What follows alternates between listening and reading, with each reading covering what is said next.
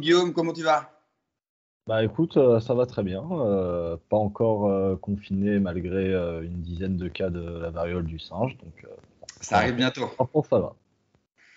Alors aujourd'hui, on a décidé avec Guillaume de ne pas faire une vidéo justement sur l'actualité en cours, mais plus sur des questions théoriques. Et la première, qui n'est pas si facile que ça finalement, euh, qu'est-ce que le souverainisme? Être souverainiste. Alors, parce que c'est vrai que c'est un terme qu'on emploie, enfin que nous particulièrement on emploie relativement souvent, mais c'est vrai que mettre une définition là-dessus, c'est bien. Alors, définir le souverainisme, déjà, ça varie selon les pays. Donc on a plusieurs écoles euh, selon les pays. On a l'école italienne qui produit de très bonnes choses, l'école anglaise, l'école israélienne et l'école française qui est également très bonne dans le cadre souverainiste. Et ça varie aussi selon si le pays qui émane ces idées est souverain ou pas. Ça a aussi son importance. Définir le souverainisme dans un cadre général, c'est vouloir que la France soit maître de son destin. C'est-à-dire, est-ce que la France participe à l'histoire ou non? C'est une question qu'on peut se poser. On peut se poser, est-ce que la France continue à avoir une voix et à l'imposer au reste du monde, ou est-ce que l'histoire de la France s'arrête? C'est également une vision du monde. On peut se dire que voilà, l'histoire de la France est terminée et que le monde s'écrira sans nous. Parce que le monde de demain, il s'écrira sans nous. Il s'écrira en tout cas sans actuellement, si actuellement le monde reste tel qu'il est, il s'écrira sans les pays de l'Union européenne, très clairement. Et surtout, il faut le rappeler, c'est que les, les, les peuples se détruisent par eux-mêmes, disparaissent par eux-mêmes. Ce n'est jamais par rapport à une cause extérieure. Généralement, quand une nation décide de disparaître ou de sortir de l'histoire, c'est généralement toujours par elle-même. Voilà. Donc, nous, le camp souverainiste, on part du principe que cette quête n'est pas terminée et que donc la France doit continuer à persister et à avoir une place dans le monde. Maintenant, si on peut, ça c'est on va dire une définition qui est assez générale. On pourrait s'étendre sur, il y a mille et un auteurs qui ont écrit sur le sujet, mais bon, on n'a pas toute la nuit. Maintenant, on peut envoyer sur la question, c'est comment faire en sorte que le souverainisme progresse en France, si tu veux. Cette question, à chaque fois qu'on me la pose, euh, c'est compliqué. Moi, je pars toujours du principe, pour convaincre les gens d'être souverainistes ou au moins de ne pas détester les souverainistes, pour faire ça, je pense qu'il faut d'abord repartir du début et mener, on va dire, une guerre de l'information. Une guerre d'information au sens strict du terme, c'est-à-dire simplement expliquer les faits aux gens. Je vais te donner un exemple. Il y a quelques temps, je discutais avec une amie à moi qui est absolument hors politique totalement, et qui, à un moment, on en vient à parler de politique 5-10 minutes, et elle me dit, pourquoi tu veux sortir de l'Union européenne? Et moi, je lui ai sans lui expliquer des théories, quoi, juste expliquer le fonctionnement de l'Union européenne, et bah, ça commence à créer un doute. Parce que le problème, c'est que les gens aujourd'hui ne sont pas renseignés sur le, le souverainisme, sur l'Union européenne. C'est des sujets dont on parle, mais on ne parle pas en profondeur. Et nous, le camp souverainiste, on a la chance d'avoir le réel de notre côté, on va dire.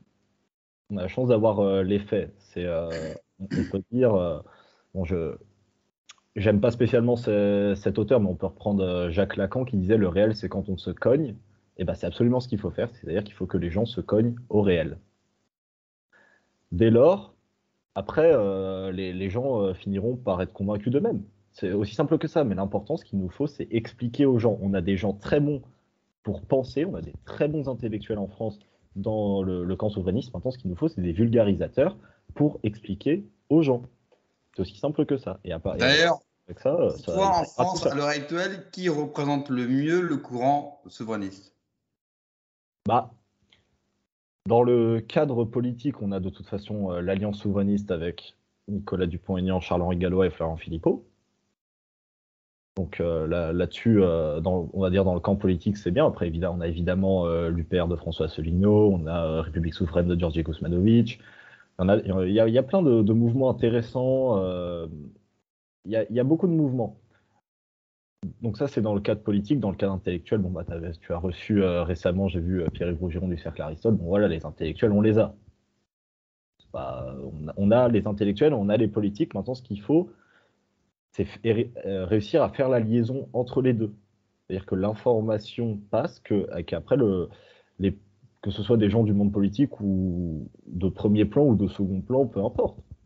Juste que des gens expliquent simplement, mais concrètement, comment, enfin simplement des choses, c'est-à-dire que ce que je dis, c'est-à-dire que expliquer ce qu'est le souverainisme, expliquer le fonctionnement de l'Union européenne, tout ça, des questions, des, c'est-à-dire en fait repartir des bases, simplement expliquer, voilà, nous on se présente en tant que souverainiste, qu'est-ce que ça veut dire? Parce qu'actuellement, quand on nous reçoit, on nous parle de sujets, sauf qu'on est, on a perdu l'idée de se définir, c'est-à-dire de définir qui on est, quelle idée principale on défend. Et quand on perd ça, on n'a plus d'identité au sein du peuple. C'est-à-dire que les gens nous voient comme souverainistes, mais les gens n'iront pas chercher plus loin que simplement ça. Il y a eu une avancée quand même, c'est que maintenant on est rangé, enfin en tout cas, je parle pour les patriotes, rangés par le ministère de l'Intérieur, puisqu'il y a un classement des idées politiques, donc vous avez droite, gauche. On a été classé enfin en tant que droite souverainiste et pas en tant que chose qui n'existe pas. Donc c'est déjà une belle avancée, une marque de reconnaissance qui prouve que le travail, on le mène, on le fait en tout cas. On fait le travail, il montre que ça paye. Maintenant, il va falloir que ça paye dans la population pour que les gens nous connaissent. Maintenant, c'est ce qui est déjà à peu près fait. Les gens commencent à vous connaître. Maintenant, quand on dit souverainiste, on a des noms en tête, on a des visages. Grâce notamment au travail de Florian depuis le début de la crise. Mais maintenant, il faut que maintenant les gens nous connaissent. Maintenant, il faut surtout qu'ils nous voient. Parce je suis désolé, en ce moment, ils ne nous voient pas. Pourquoi ils ne nous voient pas? Parce qu'on n'a pas envie actuellement. Bon, on est là. Ah oui, on a fait des manifestations, c'est bien. Maintenant, il faut, et c'est ce qu'a dit Pierre-Yves, et il a raison, qu'on fasse un ancrage local, avant tout, comme n'importe quel parti normal peut le faire. Et à partir de là, les gens commenceront à nous connaître et commenceront à s'intéresser à nos idées. Mais il ne faut pas griller les étapes. D'abord, il faut que les gens nous connaissent et il faut qu'on explique qui on est. Bah ça, après, c'est le problème. On va dire que c'est le problème récurrent du camp national, c'est de ne pas être capable d'arler. C'est vrai qu'on fait beaucoup de trucs, de choses auto-centrées sur Paris, mais en province, on a vraiment un cap un cap à mener. Et aussi le défaut, c'est que là, par exemple, pour les législatives, on va au contact des gens, on tracte.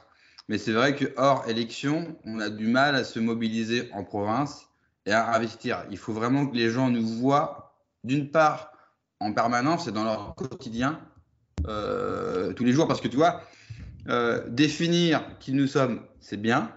Mais je pense aussi qu'on peut aborder des thèmes, et j'en parlais dans l'interview avec Pierre, des thèmes qui les touchent plus, comme le pouvoir d'achat, comme le logement par exemple. On peut les accrocher et les amener à nous par ces billets-là. Et je pense qu'il faut peut-être modifier un petit peu la stratégie et pas tout le temps faire des tweets sur des SMS en permanence. Parce que ça, sincèrement, ça nous fait rire, ça troll un petit peu, mais ça ne nous apporte pas grand-chose. Oui, non, mais enfin, on va dire que je dis que non, mais il y a eu un ancrage local qui a été fait pendant les manifestations, ça c'est certain. Le problème, c'est que c'était pas tout le temps du camp souverainiste. Alors, elles ont eu lieu et tant mieux, donc c'est ce qu'on cherchait. De toute façon, on a toujours dit qu'on n'était absolument pas sectaire et que dès lors qu'il y avait des manifestations organisées, que ce soit par les patriotes ou pas, il fallait y aller. Donc, on organisait des manifestations, c'est bien.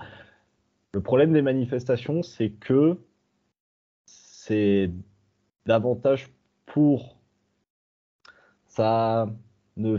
bon, le terme n'est pas forcément très bien choisi, mais ça ne fidélise pas assez les gens. Et quand tu parles d'ancrage local, en effet, il faut on arrive avec des sujets qui intéressent les gens, donc le pouvoir d'achat, le logement, tout ça, mais que nous, ces sujets, on peut les travailler, et on les travaille. Peut-être pas assez, peut-être pas de la bonne manière, mais on les travaille. Ce qui n'est pas le cas des autres partis politiques.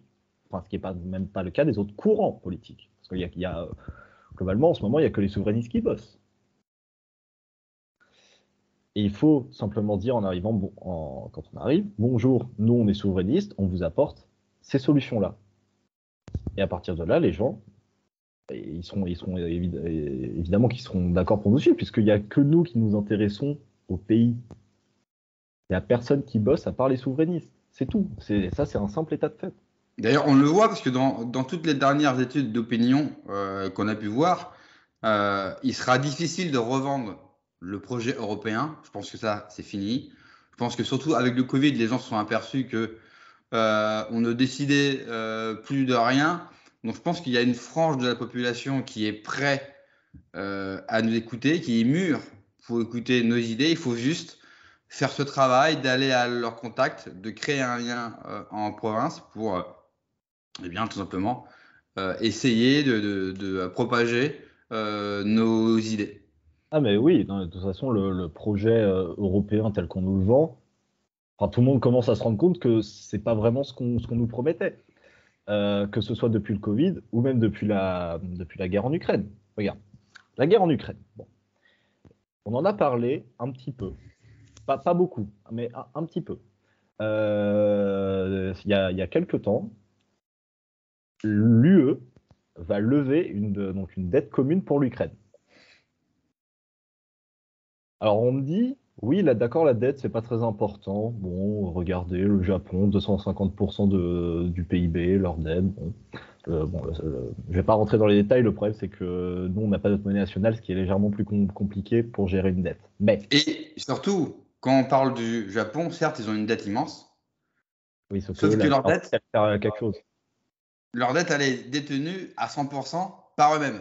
Voilà. C'est-à-dire que si demain, il y a un défaut de paiement, c'est un défaut de paiement à eux-mêmes. Nous, demain, il faut savoir que la dette française, elle est détenue à 70%, je ne dis pas de bêtises, par, par des États, donc par des États, des États étrangers. Donc, du coup, si demain, la France ne peut plus payer, on ne devra pas de l'argent aux Français, donc à nous-mêmes, mais aux autres. Et là, c'est beaucoup plus compliqué. Et surtout, bah, pour mener des politiques, tu n'es plus indépendant parce que comme tu dépends des autres pour la dette ou pour des levées de fonds, il est normal que tu ne peux plus avoir une politique nationale, donc une politique souverainiste, parce que ta dette ne t'appartient plus.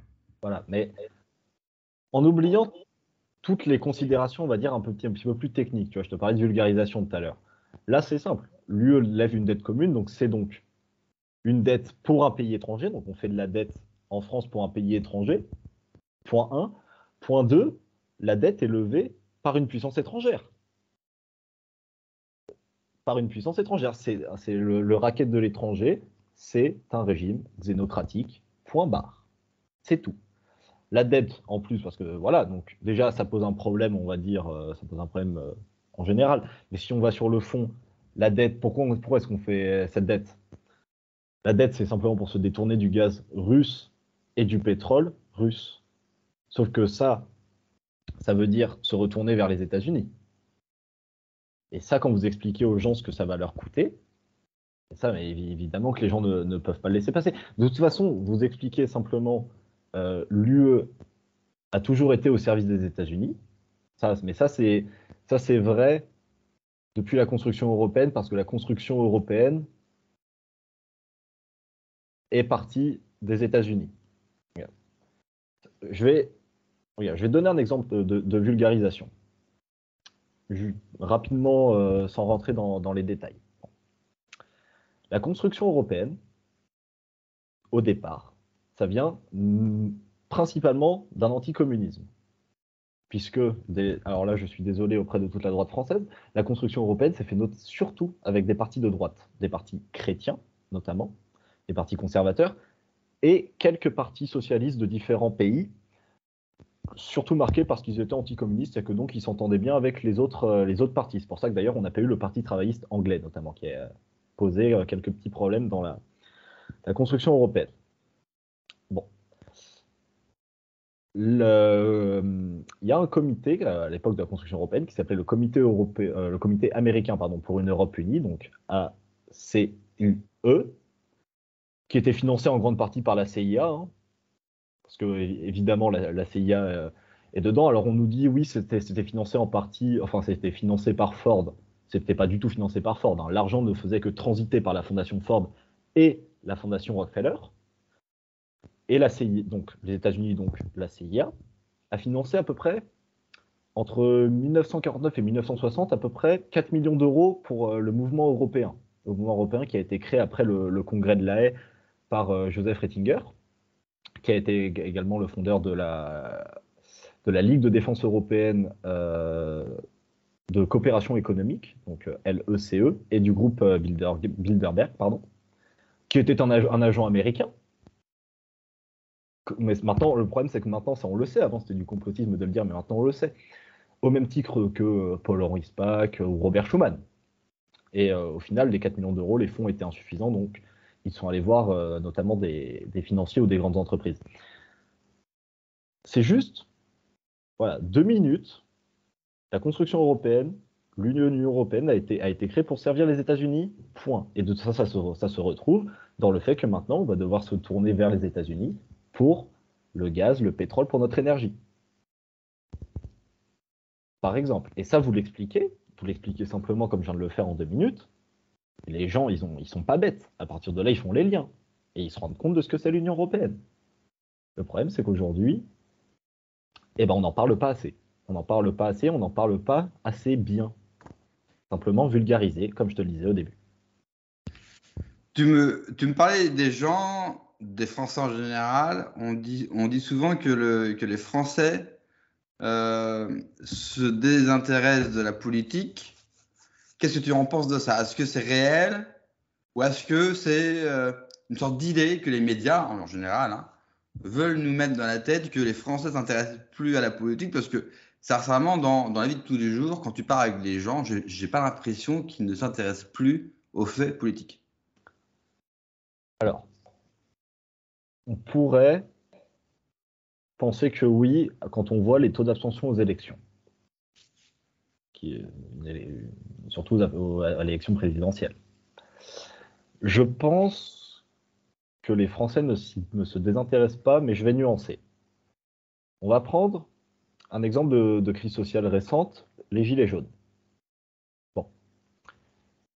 Les Gilets jaunes, qu'est-ce qu'il y avait dans leurs revendications? Il y avait qu'on respecte les travailleurs, une augmentation de salaire, d'accord. Il y avait aussi plus de démocratie et plus de RIC. La création du référendum d'initiative citoyenne. Le référendum d'initiative citoyenne, ça veut dire donc que le peuple cherche à se saisir des sujets politiques. Et ça, c'est quand le peuple cherche à se saisir des sujets politiques, c'est la définition du populisme. Bon. Donc, il y a eu, on a vu pendant cette crise, que au final, les Français cherchaient davantage à se saisir sans l'intermédiaire des hommes politiques, à se saisir des sujets politiques. Et même outre ça, de toute façon, on peut le constater très vite. On a le fameux cliché des discussions politiques houleuses pendant les repas de famille. Bon voilà, c'est ça. Et les gilets jaunes, c'était par essence, l'âme même du mouvement, c'était ça. Aller sur des ronds-points et discuter politique.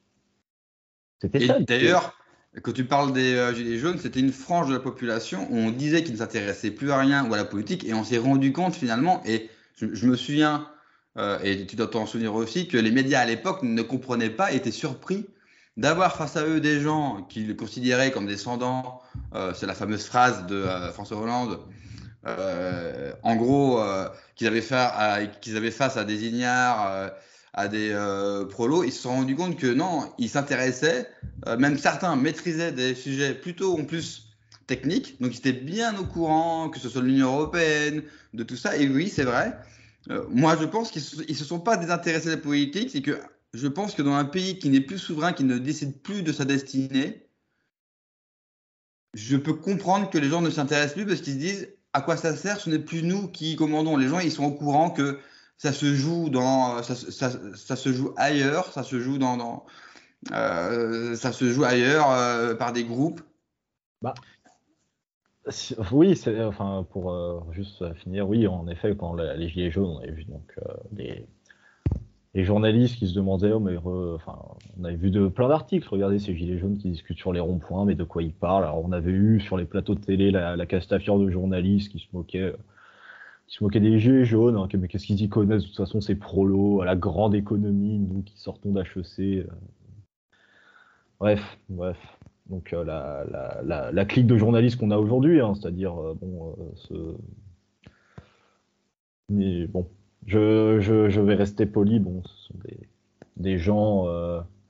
En fait, ce sont des gens qui s'étonnent que le peuple connaisse les sujets politiques. Le problème, c'est que le peuple, il vit dans le monde réel. Il vit pas sur les plateaux télé.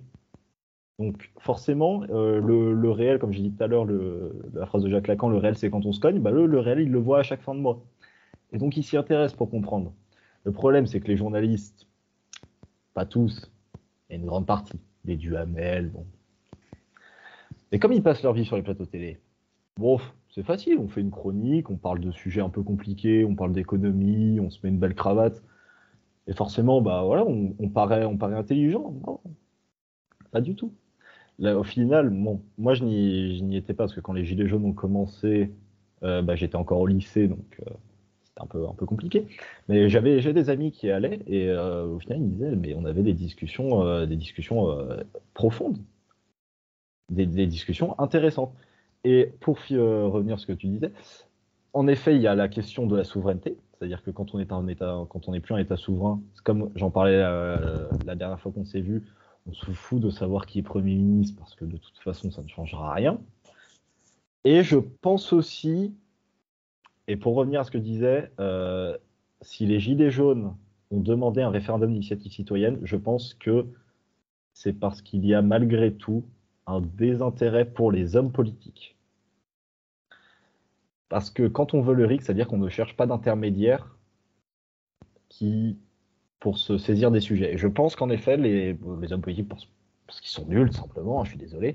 Oui, mais ils sont nuls, mais tu as aussi le fait qu'une partie de la population a compris que les hommes politiques qui sont l'offre politique actuelle, ils ont compris que ces gens-là ne verraient pas pour leur bien. Ils ont mis du temps, certains ont mis du temps à le comprendre, mais je pense qu'une partie de la population a compris que ces gens-là ne verraient pas pour leur bien, mais pour des intérêts autres, peu importe lesquels, et qu'à un moment donné, ben justement, ils veulent reprendre cette démocratie, parce qu'ils ont compris que élire quelqu'un qui les représente pendant 5 ans et de ne pas pouvoir ni le virer ou ni le remettre en cause finalement, parce qu'une fois qu'ils sont élus, on ne peut plus le remettre en cause finalement, et ils sont libres de faire ce qu'ils veulent. Eh bien, voilà pourquoi je pense que le RIC est arrivé d'un coup.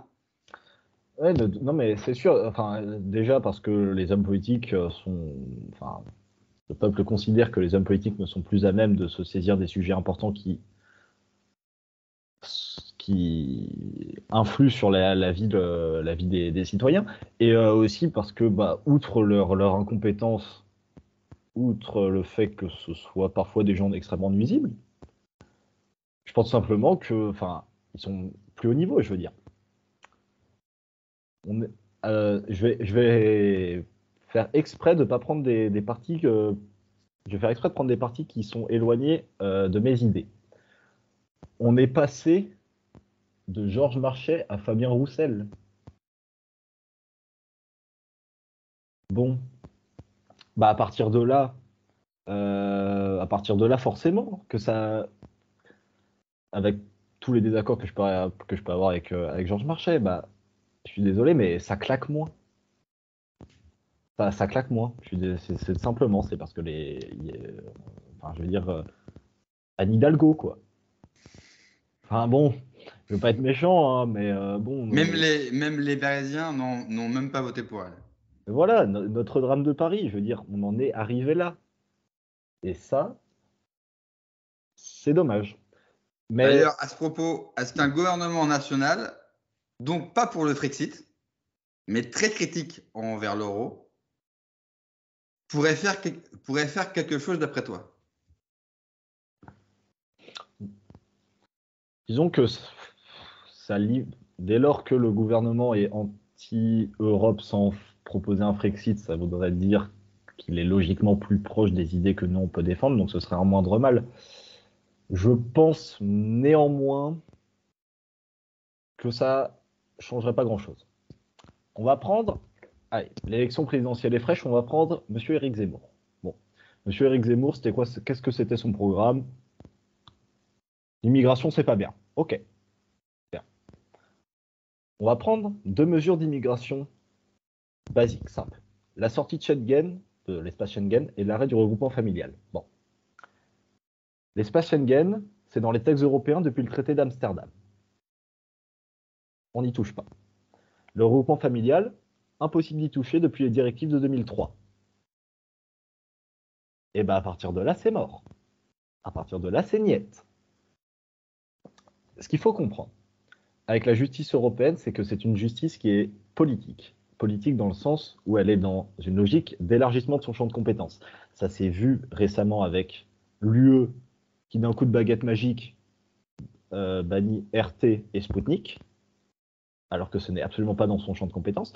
Et pendant la crise sanitaire, l'UE qui s'approprie le domaine de la santé, ce qui n'était pas dans ses compétences. Pas du tout. Et bon, ça tend à le devenir. Donc le problème, c'est que si vous essayez de contourner le droit européen parce que c'est hors de son champ de compétences ou parce que les juridictions sont floues, ils vont réagir. Qu'est-ce qu'on peut faire actuellement pour l'immigration? On peut, Rien. on a une marge de manœuvre sur les étudiants. Les étudiants, donc, il y a en effet un problème qui est réel, c'est qu'il y a beaucoup de gens qui arrivent et qui se disent étudiants mais qui ne le sont pas. Bon. On peut, en effet, régler ce problème-là. Le problème, c'est que si vous réglez ce problème-là, déjà, vous ne vous attaquez pas à ce qui fait vraiment mal, c'est-à-dire le regroupement familial, parce que c'est là où les chiffres de l'immigration sont les plus gros. Si vous vous attaquez aux étudiants, très bien, bah, ils ne pourront pas venir avec ce motif-là, ils trouveront un autre motif qui est hors de vos compétences, et qui est de la compétence européenne, et évidemment, l'Europe les laissera venir. Vous ne pouvez plus rien faire sur l'immigration. Je parlais d'immigration parce que c'était dans le cadre de Éric Zemmour. Mais la justice européenne ira prendre tous vos droits jusqu'à ce qu'il ne vous reste plus rien. Et ils en ont déjà pris pas mal. Regarde, on prend la réimmigration. C'est pas possible de les faire entrer, ce sera pas possible de les faire partir. Je vous le dis tout de suite. Parce qu'on a en face de nous la CEDH, dont on parle beaucoup, mais on ne parle notamment pas assez de la CJUE, la Cour de justice de l'Union européenne, qui vous dira Nine. Pas possible. D'ailleurs, on l'a vu, tu as plusieurs exemples, que ce soit en Pologne, l'exemple grec qu'on a eu il y a quelques années, on a le cas de la Hongrie, on a tous ces pays justement dits gouvernés par des partis dits nationaux, mais qui finalement ne sont pas frictiteurs pour un sou, même si je sais que la droite identitaire ou la droite française aime se palucher sur Orban et en parle le matin, le midi et le soir.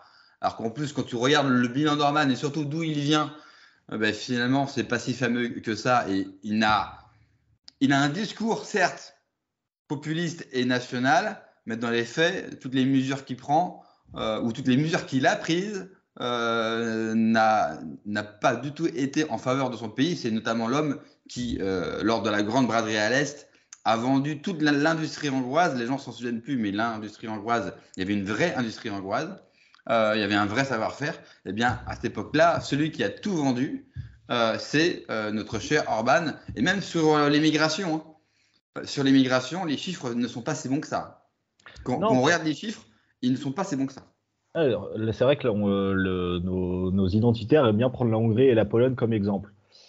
Alors, comme tu as dit, les chiffres de l'immigration On peut pas dire que ce soit une baisse, on peut même plutôt parler de hausse si on prend par exemple sur les 5-10 dernières années, ça c'est Oui. plutôt hausse.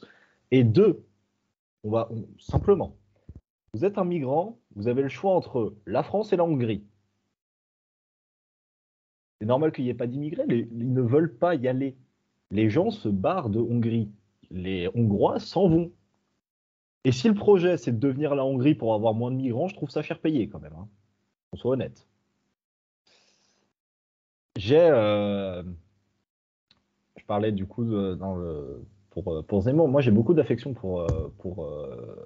personnel pour Éric Zemmour, mais comme l'avait très bien dit un tristement célèbre luxembourgeois, M. Juncker, à propos de M. Tsipras, les élections ne changent pas les traités. Et sur ce point-là, il a raison. Il avait même dit à l'époque qu'il ne peut avoir de démocratie dans l'Union européenne. Juncker qui, d'ailleurs, je suis allé me renseigner parce que je me demandais ce qu'il devenait, et je crois en train d'écrire ses mémoires. Je pense que J'ai très hâte de les lire. je pense surtout que, vu sa consommation est peut-être un peu excessive d'alcool, je pense qu'il a surtout peur de la perdre, la mémoire. D'ailleurs, il y a nos producteurs de vin qui nous D'ailleurs, disent j'invite tout le monde à regarder des vidéos sur Juncker sur YouTube. Il y en a quelques-unes qui sont très très bonnes parce qu'on sait tous que Juncker, passer 13 heures, c'est très compliqué. mais Euh, tu vois, il y a nos producteurs de vin qui nous disent qu'à partir de 2020, les exportations ont baissé à cause du Covid. Non, pas du tout, c'est juste parce que Juncker est parti. exactement. C'est aussi simple que ça. Et du Non, coup, j'invite certains à aller sur YouTube, à retrouver des vidéos de Monsieur Juncker. C'est très fameux. Je précise, entre parenthèses, que cet homme-là a dirigé l'Union européenne. Donc, ça montre l'étendue de la puissance européenne voilà. quand on voit Monsieur Juncker. Ancien président de la Commission européenne avant Ursula von der Leyen. Et c'est la Commission qui dirige tout. En partie. En grande partie. Donc, de toute façon, moi, j'ai toujours eu un problème. Enfin, je sais pas. Il y a quelque chose que je comprends pas quand les gens me parlent de désobéir au traité. De un, pourquoi désobéir? Autant partir. À partir de là, bon, pourquoi? Et deux, non, vous ne désobéirez pas au traité. Ça ne s'est jamais vu. Ça ne s'est jamais vu. Monsieur Salvini bon, les chiffres de l'immigration de Monsieur Salvini, on les attend encore, hein, parce que Monsieur Salvini, à part arrêter 2-3 bateaux qui au final sont allés accoster dans un autre pays européen, bon bah l'immigration elle a pas baissé, hein, malheureusement. Et J'espère puis, d'ailleurs que Monsieur surtout, Zemmour. le modèle italien, c'était de payer. Il ne faut pas oublier qu'il y avait tout un système, et ça ne venait pas de Salvini, mais de son prédécesseur, d'aller directement en Libye et de payer les passeurs pour les retenir.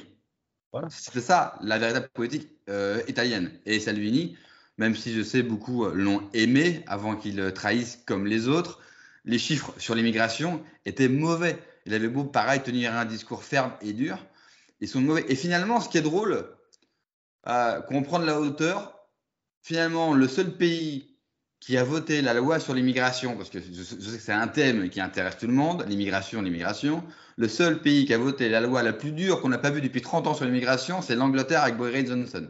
Et pourtant, dans le camp national, on ne l'évoque jamais. Exactement. Non, donc oui, en effet, de toute façon, le bilan de M. Salvini, bon, parce que l'immigration, parce que c'est quand même là-dessus qu'on l'attendait, il est mauvais parce que la plupart de l'immigration en Italie, mais c'est le cas à peu près partout, ça se fait par le regroupement familial qui est donc dans le droit européen, donc on ne peut pas y toucher.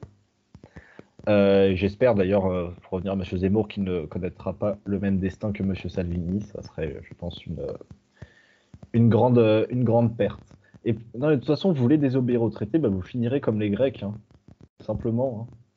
Allez, bon, la crise grecque, c'était il n'y a pas si longtemps, donc on s'en rappelle. Hein, la mortalité infantile qui grimpe, les banques qui ferment, le chômage qui a explosé. Voilà ce qui nous attend si on désobéit au traité. Et puis, Donc, M. surtout, tu Salvini oublies, a bien fait plutôt de ne pas désobéir au traité. Sinon, c'était la mort, la crise. tu prends l'exemple grec. Le problème de vouloir désobéir avec les traités, en 2 jours, ils vous mettent à genoux. Avec l'euro et la dette que vous avez, en 2 jours, ils vous mettront à genoux et vous n'aurez pas le choix que d'appliquer la politique européenne. La seule solution, il faut le rappeler, c'est un Frexit sortir de l'Union européenne. D'ailleurs, les Anglais nous le montrent, avec un taux de chômage au plus bas depuis 50 ans, avec une souveraineté retrouvée, avec un grand plan pour restaurer l'armée anglaise. Il a nationalisé les chemins de fer anglais, en tout cas une partie, mais je pense qu'il finira par récupérer le tout. Donc, on voit bien que le Brexit a apporté beaucoup de bonnes choses et que le camp national ferait bien de s'en inspirer. Ah, de toute façon, si vous sortez de l'Union européenne sans avoir réquisitionné la Banque de France avant, ça Vous êtes ne foutu. sert à rien, vous serez coulé en 2 jours. 2 Oui. jours. Au minimum 2 jours. C'est simple que ça. Pour sortir, c'est simple, de toute façon, il faut réquisitionner la Banque de France à un moment ou à un autre.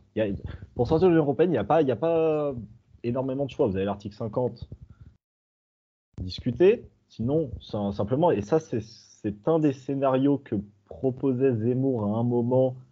Au final, il l'a un peu lâché, c'était de passer par référendum le fait que la Constitution est supérieure au traité. À partir de là, vous sortez de l'Union européenne, mais il faut réquisitionner la Banque de France, obligatoirement. Sinon, ça ne marche pas. Bon, malheureusement, ce projet a été... en tout cas, il n'en parlait plus beaucoup sur la fin. Et c'est dommage. C'est dommage, mais en même temps, bon... Le Frexit, c'est une idée qu'il faut défendre, mais le problème, c'est qu'il faut des hommes pour la défendre. Il faut des hommes. Bon, alors, il faut des hommes pour tenir les idées, donc c'est-à-dire des gens, donc des intellectuels, des politiques, tout ça. Il vous faut surtout, après, si vous arrivez au pouvoir, il vous faut une armée de juristes et une armée d'avocats. Parce que ça va prendre du temps. Ça se fera, mais ça va prendre du temps. Bon.